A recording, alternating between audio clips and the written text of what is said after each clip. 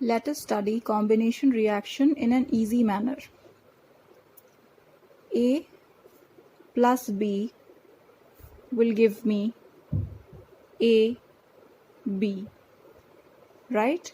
Let us take an example. H2 plus O2 gives H2O.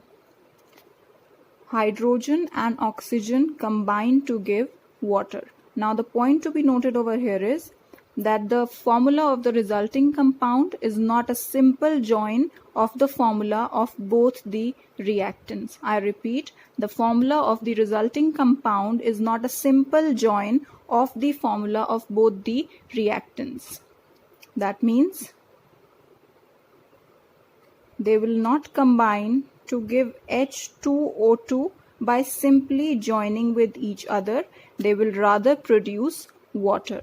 The formula of the resulting compound will depend upon the valency of both the elements. Let us see how. Hydrogen, oxygen. Now the valency of hydrogen is 1 and the valency of oxygen is 2. When you cross multiply, the resulting formula of water is H2O and not H2O2. So H2O will be your resulting compound. However, this equation is still unbalanced. It is incomplete. So let us balance it. On the left hand side, I have 2 atoms of hydrogen, and on the right hand side as well, I have 2 atoms of hydrogen. On the left hand side, I have 2 atoms of oxygen, while on the right hand side, I have just 1 atom of oxygen. So let me put a 2 here. Now this 2 will be multiplied with both hydrogen and oxygen. So I have 2 atoms of oxygen on the right hand side now, but let me check how many number of hydrogen atoms do I have on the right hand side now. 2 multiplied by 2 gives me 4. So I have 4 hydrogen atoms on the right hand side. So how do I make this 4? I put a 2 here. Now this equation is complete and balanced. 2H2 plus O2 gives me 2H2O. Now let us understand decomposition reaction. Now in the combination reaction, what we saw was that A and B, they combine together to give a single product AB. Now decomposition is just the opposite of combination. In decomposition, AB is breaking down to produce A and B. So what is the basic difference between combination and decomposition? In combination, there is one single product formed, and in decomposition, there is one single reactant which breaks down into simpler products. Let us take an example. H2O, that is water, breaks down to give H2 plus O2. In combination reaction, what we saw was H2 and O2 combined to give a single product H2O, and in decomposition, what we can see is that H2O is breaking down to produce H2 and O2, hydrogen and oxygen. As we can see that the equation is unbalanced. So let us balance it. There are 2 atoms of hydrogen on the left, 2 atoms of hydrogen on the right. 1 atom of oxygen on the left, 2 atoms of oxygen on the right. So let me make this oxygen as 2 by putting a 2 here. Now I have 2 atoms of oxygen on the left and 2 atoms of oxygen on the right. Now let us check for hydrogen once again. Hydrogen on the left will be 2 multiplied by 2, which is 4, while on the right hand side I have only 2 hydrogen atoms. So if I put a 2 here, I will be having 4 hydrogen atoms on the right hand side as well. So this is your complete balanced equation. 2H2O breaks down to produce 2H2 plus O2. However, this takes place by the action of electric current. In the presence of electric current, water breaks down to produce hydrogen and oxygen. Let us take another example of decomposition reaction. CaCO3, which is calcium carbonate, it breaks down by the action of heat to produce simpler products, calcium oxide and carbon dioxide. Now, what is common in both these examples? That there is one single reactant in both the cases, right? So let us see whether this equation is balanced or not. One calcium atom on the left, one calcium atom on the right. One on the left, one on the right. One carbon on the left, one carbon on the right. Oxygen, 3 oxygens on the left, and on the right I have 2 plus 1, 3 oxygens again. So this equation is already balanced. So what we saw was that decomposition reaction is just the opposite of combination reaction. Thermal decomposition. Now we have already seen what a decomposition reaction is. Now if decomposition takes place by the action of heat, then in that case we call it as a thermal decomposition reaction. Let us see some of the examples. First is the thermal decomposition of calcium carbonate. Now when calcium carbonate is heated, it breaks down to give two simpler products, calcium oxide as the first product, which is the solid product form, and the other product is carbon dioxide, which is a gas. Now, what are our observations in this reaction? This is a white colored solid. On heating, it turns to calcium oxide, which is another white colored solid, but along with the evolution of bubbles of carbon dioxide, right? So what do we call the evolution of bubbles of carbon dioxide as? We call it as brisk effervescence. Second, thermal decomposition of ferrous sulfate. Now when ferrous sulfate is heated, what we observe is it breaks down into 3 simpler products. The first one being Fe2O3, which is called as ferric oxide, which we have done in class 9th also, plus SO2, which is sulfur dioxide, which is a gas, and the third product is sulfur trioxide, which is yet another gas. Let me balance the equation. Okay, now what do we observe in this reaction? What are our observations in this reaction? That this ferrous sulfate is a pale green colored solid, pale green. When it is heated, it turns to the solid ferric oxide, which is brown in color, along with the evolution of these two gases, which are colorless. Fine. Let us see the third example.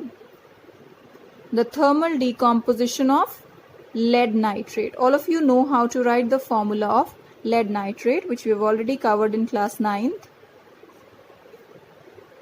When the solid lead nitrate is heated, it decomposes to again give 3 products: lead oxide,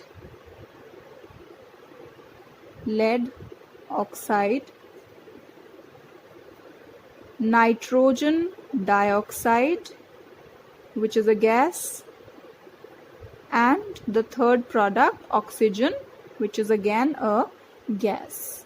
Let me balance this equation. Okay, now what will be our observations in this particular thermal decomposition reaction? That lead nitrate is a white colored solid. When it is decomposed, it turns to lead oxide, which is a yellow colored solid, along with the evolution of two gases, out of which we know that oxygen is a colorless gas while nitrogen dioxide is a brown colored gas. Fine. So these are the three examples of thermal decomposition. Let us highlight what are the changes that we observe in all the three reactions. Let us see for the first reaction. This is a white colored solid which decomposes to give calcium oxide, which is yet another white colored solid, along with effervescence. In the next example, ferrous sulfate is a pale green colored solid which turns into a brown colored solid along with the evolution of two colorless gases, sulfur dioxide and sulfur trioxide.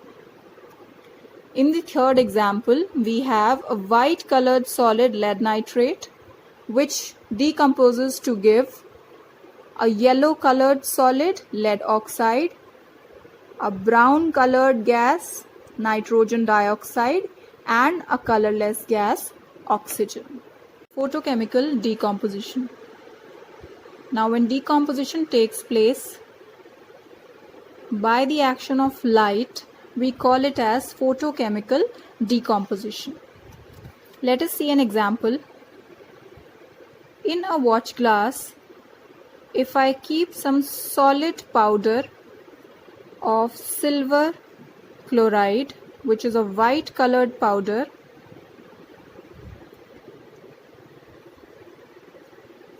and I put this powder in sunlight for some time. Now when sunlight falls on this white colored powder of silver chloride, then after some time what I notice is that this powder turns gray in color. That means what? That means it is no longer silver chloride, but it has turned into something else. That is nothing but silver. That gray color is because of the formation of silver metal.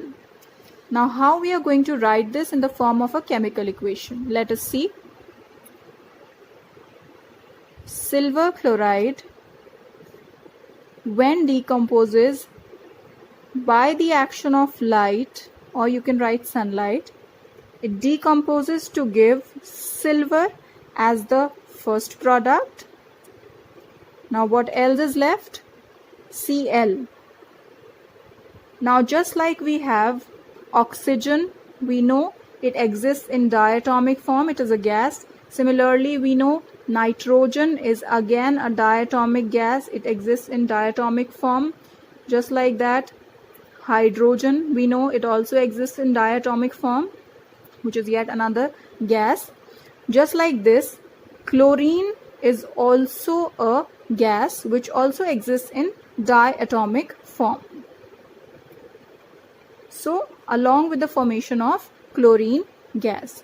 Now if I balance this equation, on the left hand side I have one silver atom, and on the right hand side also I have one silver atom. So silver is balanced. Let us see for chlorine. On the left hand side I have one chlorine atom, while on the right hand side I have two chlorine atoms. So I put a 2 here, but this makes the number of silver atoms also equal to 2. So let me put a 2 here as well. Now my equation is balanced. So this kind of decomposition is called as photochemical decomposition. We have another example of silver bromide, which is a pale yellow colored solid Now again, if you keep it in sunlight for some time, what you're going to observe is it will also turn gray because of the formation of silver and Br2, bromine gas. Chlorine gas is a colorless gas. It has got a very pungent smell, while bromine gas is a brown colored gas. So these are the two examples of photochemical decomposition that you have to do. Electrolytic decomposition. Now when decomposition reaction takes place by the action of electric current, then we call it as electrolytic decomposition. Let us see two examples. The first example is the electrolytic decomposition of water. That means water on passing electric current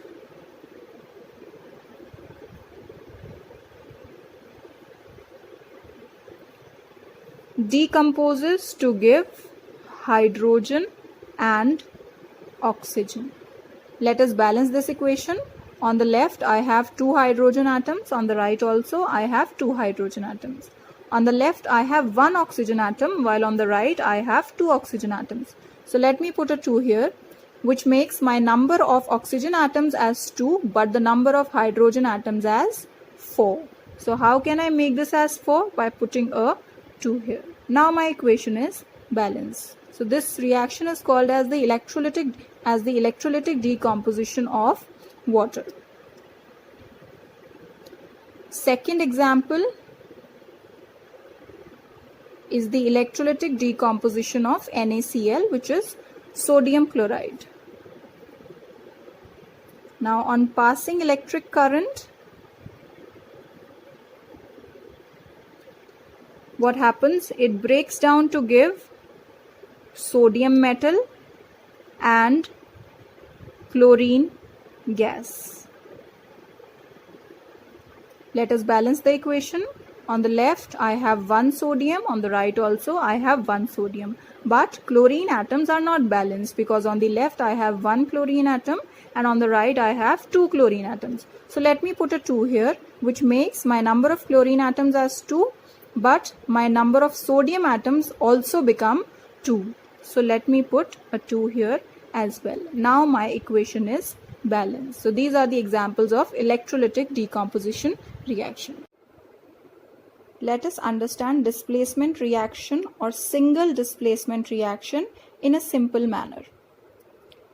A reacts with BC to produce AC and B is displaced.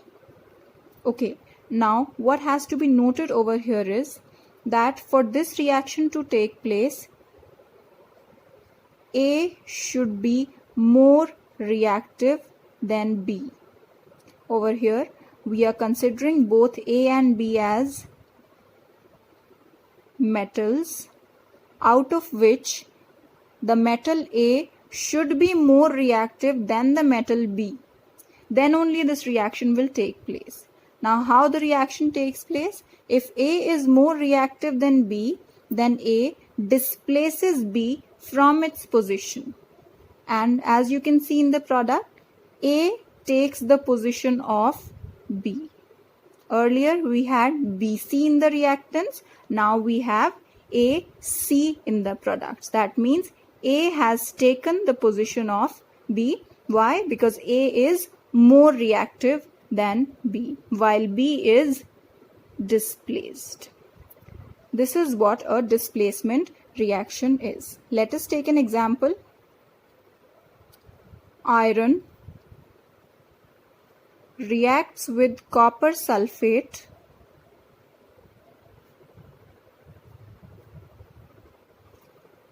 Now you can see in this reaction both iron and copper are metals, out of which iron is more reactive than copper.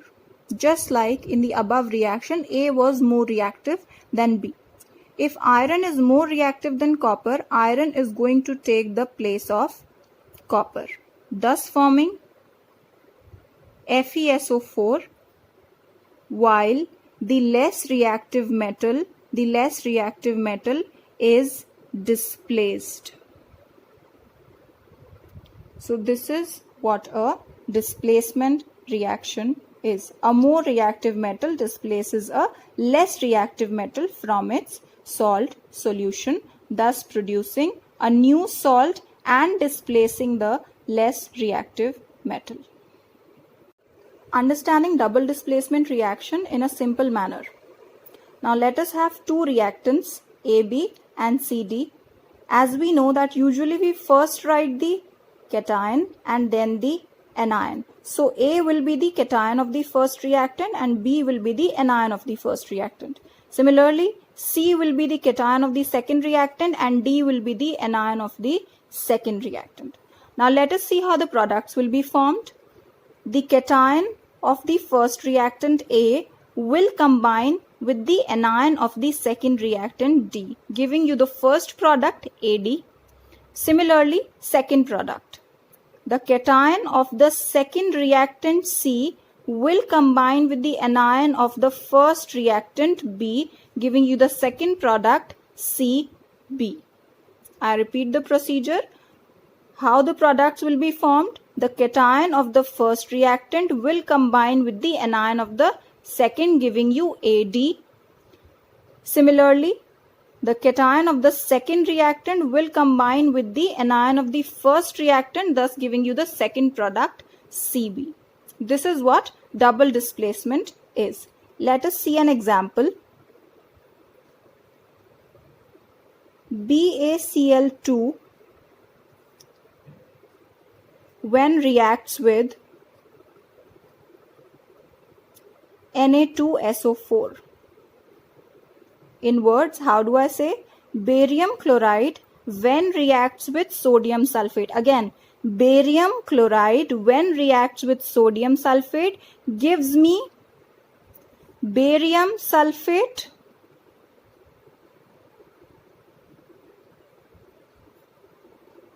which is your precipitate, and the second product sodium chloride. However, what you have to note over here is that the formula of the resulting products will depend upon the valencies of all the elements present in them. Just like for barium sulfate,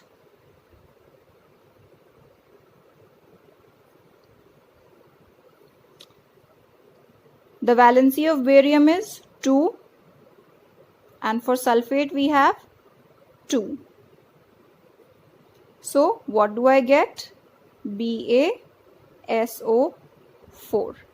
Similarly, NaCl, NaCl. The valency of sodium is 1 and the valency of chlorine is also 1. So what do I get? NaCl. Now this equation is unbalanced. Let us balance it. 1 atom of barium on the left, 1 atom of barium on the right. 2 atoms of chlorine on the left, 1 atom of chlorine on the right. So let me put a 2 here, which gives me 2 atoms of chlorine. Let us check for sodium. 2 atoms of sodium on the left and 2 atoms of sodium on the right. Let us check for the whole sulfate. There is 1 SO4 on the left and 1 SO4 on the right. Fine. So now this equation is balanced. This is how you find the products of double displacement reaction.